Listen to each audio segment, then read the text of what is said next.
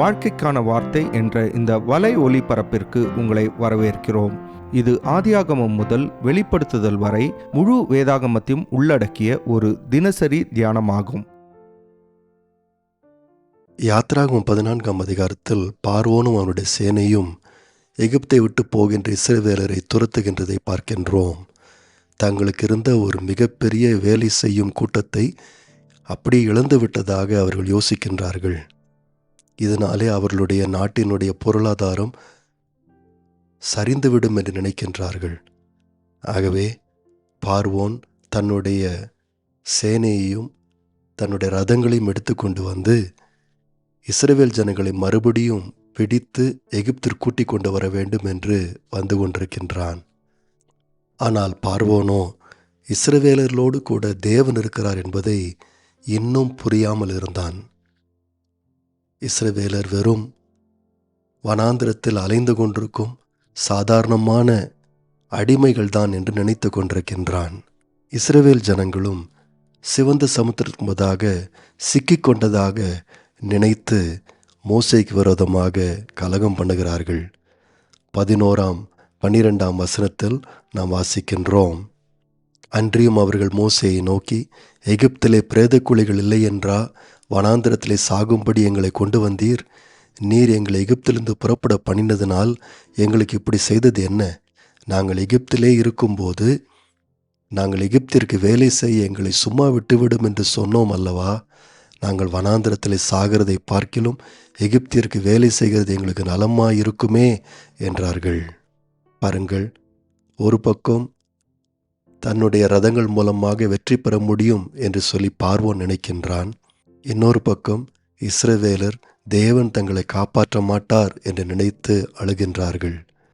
பார்வோனும் சரி இஸ்ரவேலரும் சரி தேவனுடைய வல்லமையை இன்னும் நம்பவில்லை.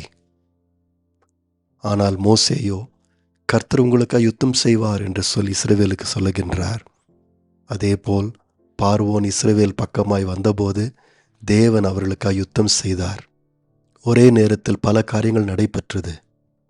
கர்த்தருடைய தூதனானவர் இஸ்ரவேலுக்கு பின்புறமாய் வந்து பார்வோன் அவர்கள் பக்கத்தில் வர முடியாதபடிக்கு தடுத்து நிறுத்தினார். மோசே தன்னுடைய கோலை சிவந்த சமுத்திரத்துக்கு நேராக நீட்டின போது அந்த சமுத்திரம் இரண்டாக பிளந்தது. ஆண்டவர் எகிப்தியர்களுடைய ரதங்களில் இருந்த உருளைகளை கழன்று போக பண்ணினார். ஆகவே அவர்கள் தங்கள் ரதங்களை வருத்தத்தோடே செலுத்த வேண்டியதாக போனது. இப்படியாக கர்த்தர் கடைசியாக வெற்றி பெற்றார். ஆனால் இவைகள் எல்லாவற்றிலும் ஆண்டவருக்கு ஒரே ஒரு நோக்கம்தான் இருந்தது.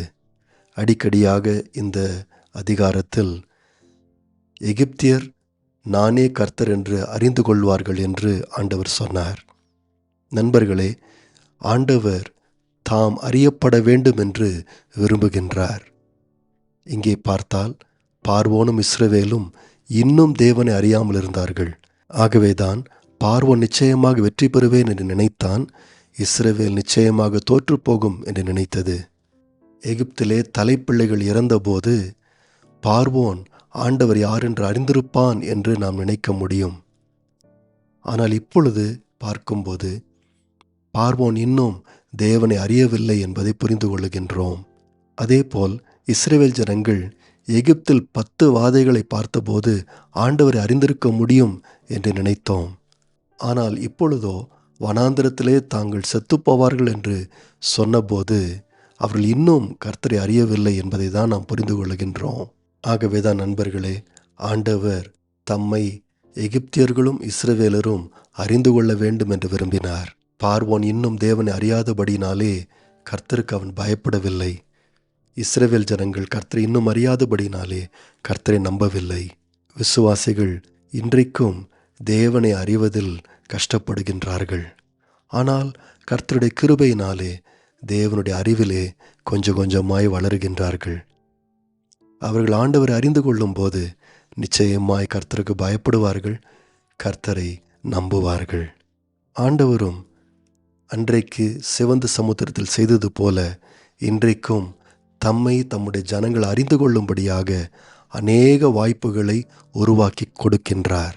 அப்படிதான் இஸ்ரவேல் ஜனங்கள் அன்றைக்கு சிவந்த சமுத்திரத்தில் ஆண்டவர் அறிந்து கொண்டார்கள். இந்த அதிகாரத்தின் கடைசி வசனமாகிய 31ஆம் வசனத்தில் இப்படி நாம் வாசிக்கின்றோம். கர்த்தர் எகிப்தியரில் செய்த அந்த மகத்தான கிரியையை இஸ்ரவேலர் கண்டார்கள். அப்பொழுது ஜனங்கள் கர்த்தருக்கு பயந்து கர்த்தரிடத்திலும் அவருடைய ஊழியக்காரனாகிய மோசேயினிடத்திலும் விசுவாசம் வைத்தார்கள். நண்பர்களே, ஆண்டவர் அவரை நாம் அறிந்து கொண்டு அவருக்கு பயந்து அவரை நம்பி நாம் வாழ வேண்டும் என்று விரும்புகின்றார். நேயர்களே, இந்நிகழ்ச்சியை கேட்டதற்காய் நன்றி. மீண்டும் ஒரு புதிய அத்தியாயத்துடன் வாழ்க்கைக்கான வார்த்தையில் நாளை சந்திப்போம்.